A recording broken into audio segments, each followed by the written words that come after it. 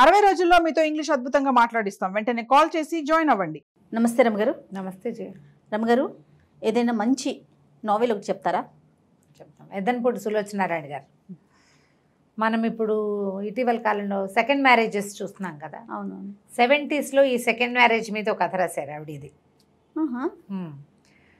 ఒక విపత్కరమైన పరిస్థితి, ఎవరికి రాకూడదు అలాంటి ఒక స్థితి వస్తుంది ఈ కథలో. దీన్ని ఎలా జడ్జి చేయాలో, ఎలా హ్యాండిల్ చేయాలో తెలియని స్థితి పాఠకుడిని అందులో మెలిపెట్టేస్తారనమాట. అది ఎలా అంటే 3 జడేసి జడ మధ్యలో పువ్వు ఇరికిచ్చినట్టు ఉంటుంది. ఆ మెలికలో మనం కూడా పఠితలు, ఎవరు పాఠకులో ఎవరు పఠితలో ఎవరు చదువుతారో వాళ్ళు ఆ జడలోకి వెళ్ళి ఏది న్యాయమో ఏది అన్యాయమో ఏది సరైందో ఒక అర్థం కాని ఒక స్థితి కల్పిస్తారు. చాలా బాగా రాస్తారు, చాలా బాగుంటుంది. అభిశాపం. అభిశాపం. చిన్నప్పుడు ఆ పేరుకి అర్థం తెలిసేది కాదు నాకు, అంటే ఏమిటి అని. ఏంటి రమగారు ఇంతకీ? ఒక అనుకోని సంఘటన అంతే. కానీ రచయిత్రులు, కవులు ఎంత ఫార్వర్డ్గా ఆలోచిస్తారు కదా. చాలా 70sలోనే అంటున్నారు చూడండి. 70sలోనే ఎక్కడైనా రేర్గా అలాంటి సంఘటనలు జరిగాయా, ఆవిడ వారి ఊహకు అలా ఎలా వచ్చిందా అనేది చాలా ఆశ్చర్యంగానే ఉంటుంది. 70 కదా, కొంచెం ఎర్లీ 80s అనుకుందాం పోనీ. గాయత్రి ఈ కథలో హీరోయిన్. ఈ గాయత్రి పరమహంస గారు, కస్తూరమ్మ గారు అని ఒక భార్యాభర్తలు, వాళ్ళ అమ్మాయి. వాళ్ళకి ఒక్కతే పిల్ల. ఆయన బాగా సంపాదిస్తాడు, మంచి బిజినెస్. అయితే వీళ్ళకి ఒక ఆయన ఫ్రెండ్ ఉంటారు, ఆయన తండ్రి పేరు నాకు జ్ఞాపకం రావట్లేదు, కప్పుకుని మర్చిపోతున్నాను, చూసావా పేర్లు నేను. అయితే పాండురంగారావు గారు, ఆయనకు ఒక కొడుకు ఉన్నాడు, ఆనంద్. ఒకడే కొడుకు, తల్లి లేదు. అయితే ఈ ఆనంద్కి ఏంటంటే కొంచెం చాలా ఉత్సాహం ఉరకలేసేవాడు అనమాట. చాలా యాక్టివ్ పర్సనాలిటీ, చాలా అంటే చాలా యాక్టివ్. జీవితం ఎప్పుడు ధైర్యంగా ఉండాలి. అందుకని తండ్రికి చెప్పకుండా పరీక్షలు రాసి ఆర్మీలో జాయిన్ అవుతాడు. నిజానికి వీళ్ళు ఆస్తిపాస్తులు ఉన్నవాళ్ళు, వ్యాపారం ఉంది. తండ్రి వ్యాపారం తండ్రిది, నాన్న వ్యాపారం నేను హ్యాండిల్ చేయాలి, నాన్న వ్యాపారం చేస్తున్నాడు కాబట్టి నేను నా ఇష్టారాజ్యంగా చెయ్యాలి ఇలాంటి ఈ రోజుల్లో పిల్లలు లాంటి వాడు కాదు. చాలామందికి అలా ఉంటుంది కదా. తండ్రులు తాతల దగ్గర నుంచి వచ్చిన ఆస్తులు అవన్నీ తమ ప్రతాపం అనుకుంటారు. సొంతంగా నీదేముంది అంటే వాడు జీరో, వాడికి ఏముండదు. అవును. ఇలాగా తనంతట తను ధైర్యంగా జీవించడం మీద అవగాహన ఉన్నవాడు, చాలా యాక్టివ్. ఆనంద్. వీళ్ళిద్దరికీ పెళ్లి కుదురుస్తారు. పెళ్లి కుదిరిస్తే అసలు కథా ప్రారంభం కూడా వీళ్ళ నిశ్చితార్థంతో కథ మొదలవుతుంది. ఆనంద్ అండ్ గాయత్రి. ఈ గాయత్రికి చెప్తాడు, గుల్మొహార్ చెట్టు కింద ముద్దు పెట్టుకోవాలి నన్ను, అప్పుడే నీకు ఉంగరం పెడతానని చెప్తాడు ప్రధానానికి. ఈ అమ్మాయి ఏం చేస్తుంది, బయలుదేరి వస్తుంది ఇంటి దగ్గర నుంచి. వాళ్ళ నాన్న మ్యాచింగ్ చెప్పులు లేకపోతే కుదరదు తండ్రికి. చెప్పులు నల్ల ఎందుకు వేసుకున్నావు, శారీకి మ్యాచింగ్ వేసుకోవాలంటాడు. అతనేమో నువ్వు పల్లెటూరు రకంగా తయారవుతూ స్టైలిష్గా తయారవ్వాలంటాడు. సరే, తండ్రికి అంత కూతురికి అట్లా అన్నీ వైనంగా ఏర్పరచాలని ఉండే తండ్రి అనమాట. మధ్యదారిలో చెప్పులు కొనిపెడతాడు. వాళ్ళ అమ్మ చాలా పాతకాలపు ఐడియాలు ఉన్నాయి. ఈ అబ్బాయి ఏమో, అల్లుడేమో అత్యంత ఆధునిక భావాలు. సరే వస్తుంది, ఉంగరం పెట్టడు. అమ్మాయితో ఉంగరం పెట్టిస్తాడు, నేను తర్వాత పెడతానంటాడు. సరే, అమ్మాయి ఏం చేస్తుంది, ఆ ముందు పెట్టుకున్నాకే ఉంగరం పెడతానన్నాడు కదా. ఆ పోయి అటు ఇటు తిరిగి వాళ్ళ ఇంటికి పాత ఒక గుల్మొహార్ చెట్టు ఉన్న స్థలం కొని అక్కడ ఇల్లు కడతారనమాట. ఆ చెట్టు కింద ఎవరో కూర్చుంటే వీడే కూర్చున్నాడు అనుకుంటుంది. వెళ్ళి దగ్గరికి వెళ్ళి ముద్దు పెట్టుకుంటూ తీరా చూస్తే వాడెవడో ఇంకో అబ్బాయి ఎవరో అక్కడ ఉంటాడు. నిర్ఘాంతపోతుంది, ఏం చేయాలో అర్థం కాదు. ఈ ప్రామిస్ అడిగిన ఆనంద్ ఫ్రెండ్స్తో బిజీగా ఉంటాడు. వెనక్కి వచ్చేస్తుంది, ఏం చేయాలో తెలీదు. నువ్వు అక్కడ ఎందుకు లేవు అని పోట్లాడుతుంది. సరే ఉండు, ఇక్కడంతా ఫ్రెండ్స్ లాగేస్తున్నారని అది పెట్టాడు, కానీ ఆ పని చేయడు. ఉంగరం మాత్రం పెట్టేస్తాడు. కాసేపు అయ్యాక ఈ కొంతసేపటికి ఈ అమ్మాయి ఎవరిని ముద్దు పెట్టుకుందో అతన్ని పరిచయం చేస్తారు. ప్రశాంత్, ఇతని పిన్ని కొడుకు. కొంచెం అటు ఇటుగా ఒకలాగా కనపడతారు. పొడుగాటివాడు, ఇంకా పొడుగు. అతను ఏదో పోస్ట్ గ్రాడ్యుయేషన్ చేస్తాడు, గోల్డ్ మెడలిస్టు, కానీ ఉద్యోగం రాదు. సవితల్లి ఉంటుంది, పిన్ని చనిపోతుంది. సవితల్లి దగ్గర ఏదో ఇబ్బంది పడుతుంటే ఈ ఆనంద్ ఏం చేస్తాడంటే ప్రశాంత్ని తీసుకొచ్చేస్తాడు. మా దగ్గర ఉండి మా నాన్నతో ఉండి ఇక్కడ ఉద్యోగం మేము చూస్తారు వీళ్ళని. తండ్రికి చెప్తాడు, నేను ఏమైనా పొరపాటు చేశానా, నిన్ను వదిలిపెట్టేసి నువ్వు ఒక్కడవే ఉండి సరిగ్గా తింటలేదు చేయట్లేదని వంట మనిషి చెప్తోంది అంటే, అలా ఏం లేదు, నేను బాగానే ఉన్నానంటాడు. అక్కడి నుంచి నిశ్చార్థం అయిపోతుంది. ఆ ప్రశాంత్ని ఈ అమ్మాయికి పరిచయం చేస్తాడు. తండ్రి తన నాన్నకు చెప్తాడు మాట, ప్రశాంత్ని నీ దగ్గర ఉంచుకో, వాడికి ఏదైనా మంచి ఉద్యోగం చూడాడి, ఇక్కడే ఉంచుకుందాం, నీకు తోడు ఉంటాడు, వాడుంటే వాడి కేర్ టేకింగ్లో ఉంటావు కాబట్టి నేను హాయిగా ఉంటానని ధైర్యంగా ఉంటానని చెప్తాడు. సరే ప్రశాంత్ని పరిచయం చేస్తాడు. మెల్లిగా చూపులు విడదీసుకుంటారు వీళ్ళిద్దరూ. ఈ అమ్మాయి ముద్దు పెట్టుకున్న అమ్మాయి పెళ్లి కూతురని అతనికి తెలుస్తుంది.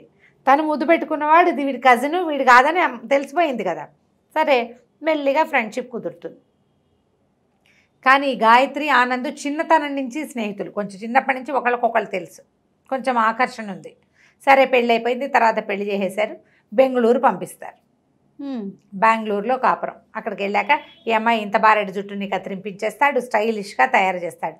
ఇది ఈ రోజుల్లో అబ్బాయిల ధోరణి అనమాట. నాకు నచ్చినట్టే ఉండాలి నా భార్య, ఆమె రకం ఆమె ఉండటం కాదు. ఈ రోజుల్లో అనకూడదు, ఇది 80s 90sలో అబ్బాయిలదనే అనుకోవాలి. ఇవాళ రేపు అమ్మాయిలు వాళ్ళ ఛాయిస్ ప్రకారం ఉంటారనే మగపిల్లల సంఖ్య బాగా పెరిగింది. అవును. ఈవెన్ నా పిల్లలు కూడా ఛాయిస్ బొట్టు పెట్టుకోకపోతే పెట్టుకోపోని తన ఇష్టం అనే ధోరణి ఇప్పుడు బాగా వచ్చింది. తన బట్టలు తన ఇష్టం, తన పని తన డబ్బులు తన ఇష్టం, అవును, తందే ఛాయిస్, మనం అట్లా జడ్జ్ చేయకూడదు.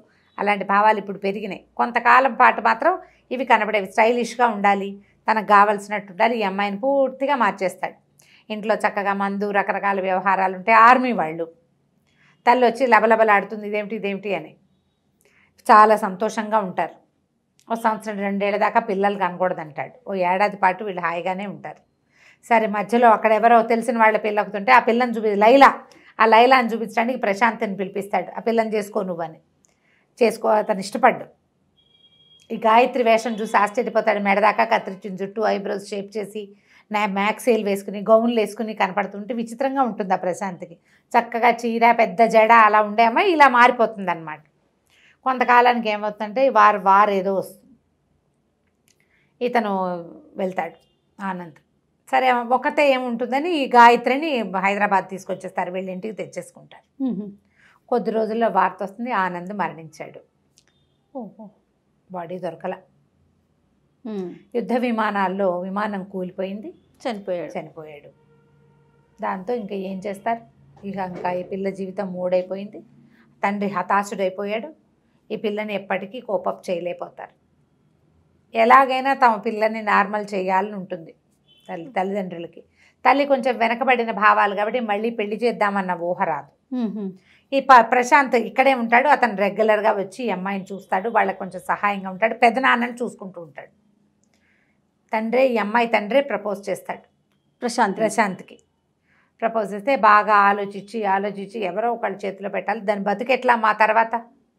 భర్త చనిపోతే పిల్లని చచ్చిపోమని అనలేం కదా. అదే కదా. తల్లి పెద్దగా ఇష్టపడదు, ఆవిడకి ఇష్టం ఉండదు. పాతకాలప మనిషి, మళ్ళీ పెళ్ళి ఏమిటి అనుకుంటుంది. తండ్రి ఒప్పుకోడు. ఇంకా ఆయన కూడా, ఈ పాండురంగారావు గారు కూడా, ఆనంద్ తండ్రి కూడా, పోనీ ఈ పిల్లని చిన్నప్పటి నుంచి చూసిన ఆయన, దాని జీవితం మూడైపోవటం ఆయనకి ఇష్టం ఉండదు.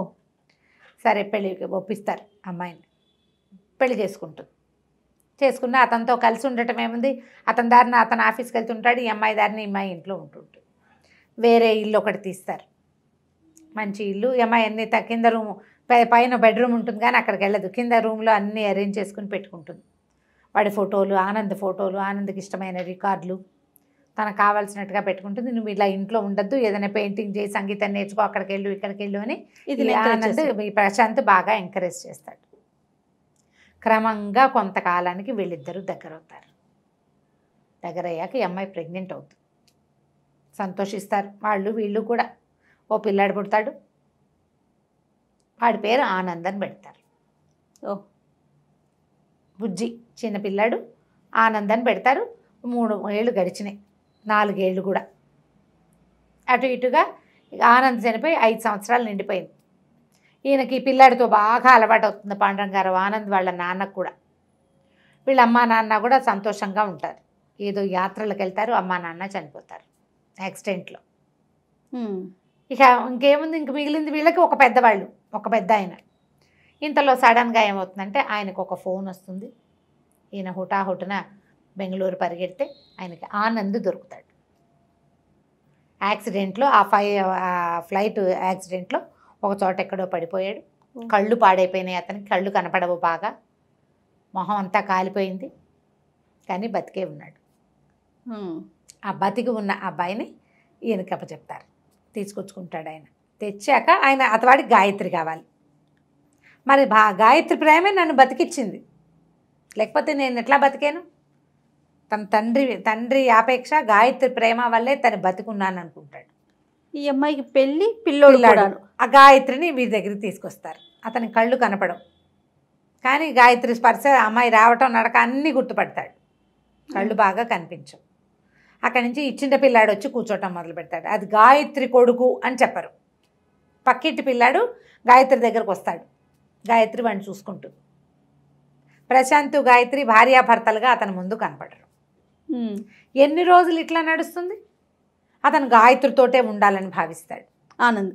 మరి తన భార్య కదా. బాగుంది. తండ్రి కూడా ఏం చెయ్యాలో ఆయనకు అర్థం కాదు. ఇప్పుడు ఇందులో ఏది న్యాయం, ఏది అన్యాయం? అంతే కదా. ఏం చేయాలో తెలీదు. మధ్య మధ్యలో ఏవో అతనికి భయాలు, వాటి వల్ల అతను యాక్సిడెంట్ ఫేస్ చేసి వచ్చిన వాడు కదా, ఏవో చిన్న స్ట్రెస్లు అలా వస్తూ ఉంటాయి. కంటికి వైద్యం చేయించడం కోసం మళ్ళీ బెంగళూరు తీసుకెళ్తారు. ఒక చోట ఎక్కడికో హాస్పిటల్కి, బెంగళూరు ఊర్లు మారుతున్నాయి, తీసుకెళ్తారు. హాస్పిటలైజ్ అవుతాడు. సరే వచ్చేస్తాడు ఇంటికి. ఆ ఇంటికి వచ్చే టైంకి ఏమవుతుందంటే, నేను గబగబా బ్రీఫ్ చేస్తున్న స్టోరీని, చాలా సంఘటనల సమాహారంగా నడుస్తుంది. ఎంత బాగుంటుందో కథనం, ఎంత బిగువుగా. అసలు చెప్పే కదా, 3 పేటలా అల్లిన జడ మధ్యలో పువ్వుల్లాగా ఇరుక్కుపోతాం మనం. ఎక్కడి నుంచి తీయాలో మన మనసుని మనకు అర్థం కాదనమాట. ఈ ఇంటికి వచ్చేసరికల్లా ఆ ఇంటి దారి అక్కడ దాకా ట్యాక్సీలో రావడం తెలుస్తుంది. సందు మొదట్లో దిగేస్తాడు, ఇక్కడే ఎక్కడో ఇల్లని. ఈ పిల్లాడి బుజ్జి అక్కడ ఆడుకుంటూ ఉంటాడు. వాడేం చేస్తాడు, అంకుల్ మా రండి మా అమ్మ ఇక్కడే ఉంది, మా నాన్న కూడా ఇక్కడే ఉన్నాడని చెప్తాడు. ఈ పిల్లాడు అబ్బాయి మాట్లాడుకునేటప్పుడు నా పేరు ఆనందే, నా పేరు ఆనందే అని వాడి పేరు ఆనంద్ కదా. నా పేరు ఎందుకు పెట్టుకున్నారంటే, కాదు నా పేరే నువ్వు పెట్టుకున్నావు, వాడి పేరే వీడికి పెట్టారు. అయితే తీసుకొచ్చి మెట్లు ఎక్కించి వదిలిపెడతాడు, ఇంటి దగ్గర వదిలిపెడతాడు. ఇతను లోపలికి వెళ్ళేసరికి లోపల నుంచి మాటలు వినపడుతుంటాయి. ప్రశాంత్ గాయత్రి ఏడుస్తూ ఉంటుంది. మరి ప్రశాంత్ ఏమంటాడు, నేను మధ్యలో వచ్చాను, జీవితం మీది. ఆనంద్ లేడు కాబట్టి వాడి ప్లేస్ నేను తీసుకున్నాను. ఆనంద్ తిరిగి వచ్చేసాడు, మధ్యలో వచ్చిన వాడిని మధ్యలోనే వెళ్ళిపోతా, నువ్వు వాడితోటి ఉండమంటాడు. ఆనంద్ తోటి ఉండి, వాడికి నీ అవసరం ఉంది. పిల్లాడిని ఏం చేస్తావు, పిల్లాడిని నేను తీసుకెళ్తా, నేను తీసేసుకుంటా, పక్కింటి పిల్లాడని పరిచయం చేశాం కదా అనేసరికి ఆ అమ్మాయి గట్టిగా ఏడుస్తుంది. నువ్వు నాకు ఎందుకు జీవితం మీద ఆశ కల్పించావు? ఆనంద్ పోయాడు, నేను కూడా పోయేదాన్ని, లేదా అలా ఒంటరిగా ఉండేదాన్ని. నన్ను ఎందుకు బతికించాలని ట్రై చేసావు నువ్వు? నాకు జీవితం మీద ఆశ కల్పించావు, నళ్ళి పెళ్ళి సంసారం ఇల్లు వాకిలి పిల్లాడు ఏర్పరిచావు. ఇప్పుడు వెళ్ళిపోతానంటే ఇప్పుడు నువ్వు వెళ్ళిపోతానంటే, నన్ను ఇలా వదిలేసి ఈ రకంగా వదిలిపెడితే నేను ఆనందంతోటి కాపురం చేయలేను. ఇంకా ఓ చెట్టు, ఒక తీగ ఒక చెట్టుకి అల్లుకున్నది, చెట్టు పడిపోయింది, ఇంకో చెట్టుకి అల్లిచ్చావు, మళ్ళీ ఇక్కడి నుంచి లాగుతావా? నేను తీగనా, మనిషిని గానా నేను? ఇన్ని రకాలు చేయగలనా నేను? చెప్పేసేయి ఆనంద్కి, నేను ఒకప్పటి పెళ్ళాను, నా పెళ్ళామని చెప్పేయమంటుంది. లేదా అసలు నేను లేననుకుంటాడు, నేను ఎక్కడికి వెళ్ళిపోయినా తనకు తెలియపోతే బెంగతోటి ఉంటాడు. లేడా ఇప్పుడు 4-5 ఏళ్ళ నుంచి బతికే ఉన్నాడు. నేను పిల్లాడు, నేనేమవ్వాలి? మా అమ్మ నాన్న లేరు, నేను నన్ను పూర్తిగా నన్నుగా ఉంచావు నువ్వు. కానీ ఆనంద్ ఉంచల, తనకు కావలసినట్టు చేసుకున్నాడు. నాకు నీతో ఉన్న కంఫర్టబుల్ జీవితం ఆనంద్తోటి లేదంటుంది. ఆనంద్ మీద ప్రేమతో తనకు నచ్చినట్టున్నాను, కానీ అది నేను కాదు. ఇప్పుడు నేను కంఫర్టబుల్గా నీతో ఎలా ఉండాలో అలా ఉన్నా, ఆ నేను నాకు కావాలి, నాకు ఆనంద్ వద్దు. ఇవన్నీ వినేస్తాడు ఇతని పక్కన నిలబడి. పిచ్చెక్కిపోతుంది, ఆలోచిస్తూ కోపం వచ్చేస్తుంది. ఆనంద్ ప్రశాంత్ నా వెళ్ళాలని నాకు కాకుండా చేశాడు. ఒక నిమిషం తర్వాత అతను ఆలోచిస్తాడు, 5 ఏళ్ల క్రితం నేను చచ్చిపోయానని తెలిసి ఈ గాయత్రి చచ్చిపోకుండా బతికుందంటే ఎలా బతికుందో నేను ఆలోచించాల. ఎవరు తనని బతికించి ఉంచారు? తనని బతికించి ఉంచినందుకు వాడికి నేను వేసే శిక్ష ఏమిటి? ఆ భార్యని ఆ పిల్లాడిని కాకుండా చేయటమా? చచ్చిపోయిననుకున్నాడు, చచ్చిపోతే సరిపోతుంది. దిగి నడిచి వెళ్ళిపోతాడు. ఏదో పెద్ద యాక్సిడెంట్ అవుతుంది. వాళ్ళ తండ్రి, ఆ తాతగారు వస్తారు. వచ్చేసరికల్లా తాత ఇప్పుడే నేను లాల్చీ తాత అలా అంటాడనమాట. ఇప్పుడే వస్తే ఆనంద్ని నేను పైకి దింపాను. తీరా ఆయన పైకి వెళ్ళేసరికల్లా ప్రశాంత్ గాయత్రి ఇద్దరు కావలించుకుని కనపడతారు ఆయనకి. అమ్మాయి ఏడుస్తుంటుంది, ఓదారుస్తున్నాడు. నందు ఏడి అంటే, నందు ఏడి వచ్చాడా అని వాళ్ళు ఆశ్చర్యపోతారు. వాళ్ళకు కూడా తెలియదు. పైకి వచ్చి ఇదంతా వినేశాడు. ఇద్దరు పరిగెడతారు, పెద్దనాన్న కొడుకు. ఎక్కడికి వెళ్ళిపోయాడో ఏమైపోయాడో అంతా వినేశాడేమోనని. గాయత్రి ఏడుస్తూ ఉండిపోతుంది. పరిగెడతారు, తీరా చూస్తే పెద్ద యాక్సిడెంట్. తండ్రికి చెప్పేస్తాడు, సారీ చెప్తాడు, నేను రాకుండా ఉండవలసింది, నేను వెళ్ళిపోయి గాయత్రికి అన్యాయం చేశాను, వచ్చి గాయత్రికి అన్యాయమే చేశాను, నా జీవితం నాకు కావలసినట్టుగా ఉండాలని కోరుకుని నేను ఆస్తి వ్యాపారం ఏం వద్దని యుద్ధానికి వెళ్ళాను, నా లైఫ్ నా స్టైలు అని, అన్నీ నాది నాది నాది కావాలనుకుంటే అలా ఎలా జీవితం ఒప్పుకోవద్దు? నువ్వు అనుకుంటావు, జీవితం ఒప్పుకోవాలి కదా. నాన్న ప్రశాంత్ గాయత్రితో ఉండు నువ్వు అని చెప్తాడు, చనిపోతాడు అతను. వీడు ఇంకేం చెప్పలేడు. ప్రశాంత్ కూడా చాలా ఉదాత్తమైన క్యారెక్టర్గా చూపిస్తారు. అతను మరణించాకే పాండరంగారావు గారు ఇంకా నేను ఇక్కడ ఉండను ఆయన, హిమాలయాల దగ్గర ఏవో ఋషికేశ్ వెళ్ళిపోతాడు ఆయన పెద్ద ఆయన. ఎందుకంటే ఆ పిల్లాడు వాడి జీవితాన్ని వీడు తీసుకున్నాడు. ఇది మంచిదే, తనే ఎంకరేజ్ చేశాడు, కానీ నొప్పిని సహించలేరు కదా నా కొడుకు జీవితం ఇది అని. అందుకని నేను ఇక్కడ ఉండను, ఎప్పుడైనా ఒకసారి వచ్చి పిల్లాడిని చూపించమని చెప్పి ఆయన కూడా వెళ్ళిపోతాడు. గాయత్రి క్యారెక్టరు ముందు నుంచి చివరి దాకా చిన్న డిఫరెన్సెస్ తోటి చాలా బాగా చూపిస్తారు. ప్రశాంత్ క్యారెక్టర్ సటిల్గా ఉంటుంది. ముందు నుంచి మంచివాడు, అతను ఎప్పుడు మంచివాడుగానే ఉంటాడు. చివరికి కూడా అతను తన పద్ధతి మార్చుకోడు, అతనికి స్వార్థం రాదు. నేను పెళ్లి చేసుకున్నాను, నేను కాపురం చేస్తున్నా, ఇది నా పెళ్ళాం, నా పిల్లాడు, నాకు కావాలి, వీడెవడు అని అనుకోడు. ఇది ఆనంద పెట్టిన భిక్ష నా జీవితం, వాడి వల్లే నాకు ఉద్యోగం వచ్చింది, వాడి వల్లే నేను లైఫ్లో సెటిల్ అయ్యాను, వాడి భార్యను తీసుకుని ఇచ్చేయాలి వెనక అనుకుంటాడు. మనం ఈ ముగ్గురులో ఎవరు కరెక్టో మనం జడ్జ్ చేయలేకపోతాం జయ. ఏదైనా సులోచనారాణి గారిది ఒక ప్రత్యేకమైన తరహా. ఈ తరహాలో నువ్వు ఏ క్యారెక్టర్ని ఇదే నేను కరెక్ట్ అని అనిపించదు మనకి. ఇది కరెక్టే, దాని గురించి మాట్లాడితే అది కరెక్టే, మూడో దాని గురించి మాట్లాడితే మూడోది. ఇందులో గాయత్రి పక్షం వహించాలా మనం? వహించలేము. పోనీ ప్రశాంత్ది కాదు, ఆనంద్ది అది కాదు, కానీ మనం ముగ్గురు పక్షము వహిస్తాం అంతే. ముగ్గురు కరెక్ట్, ముగ్గురు కరెక్టే. ఇలా ముప్పేటగా ఉండే కథల్ని ఎన్ని రకాలు రాస్తారో వింటుంటే ఎలా ఉంది.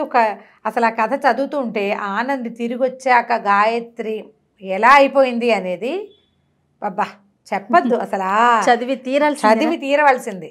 అభిశాపం కొంచెం పెద్ద నవలే కథ, మరి ఒక 5-6 ఏళ్ల జీవితం కదా. తాపీగా చదవండి, స్క్రిప్ట్లో హాయిగా దొరుకుతుంది, చదువుకోవచ్చు. నెలకు ఒక 300 మన అకౌంట్లో నుంచి కట్ అవుతాయి. ఇలాంటి బోల్డ్ అని నావెల్స్ దొరుకుతాయి. నేను సినాప్సిసే ఇచ్చాను, బాగా కరెక్ట్గా ఒకదాని వెనకాల ఒకటి ఇవ్వలేదు. ఇలాగే నా ఫేవరెట్ నావెల్స్ కొన్ని, కీర్తి కిరీటాలు, శ్వేత గులాబీ, విజేత ఎక్సలెంట్గా ఉంటాయి. మనం ఎవరిని గురించి ఒప్పుకోవాలో మనకు అర్థం కాదనమాట. ఓకే, మామూలుగా కొంత జీవిస్తాం, వెళదే తప్పు అలా అనిపిస్తాయి మనకి. ఇక్కడ అనిపించదు. ఎవరికి వాళ్ళు ఉదాత్తమైన వాళ్ళు, సరైన వాళ్ళు, వాళ్ళ వరకు వాళ్ళు గ్రౌండెడ్గా కరెక్ట్గా ఉన్నారనిపిస్తుంది. ట్రై చేసి చూడండి. ఈ పుస్తకం కోసం చాలా బుక్ స్టోర్స్లో, నవోదయాలో, నవయుగాలు అన్ని చోట్ల దొరికేస్తుంది. విశాలాంధ్రలో కూడా దొరకచ్చు. ఎద్దనపూడి సులోచనారాయణ గారి అభిశాపం. అద్భుతం గారు, చాలా బాగుంది. రైట్, ఇంకొక నోవెల్తో మళ్ళీ కలుద్దామండి. తప్పకుండా. నమస్తే. నమస్తే జయ.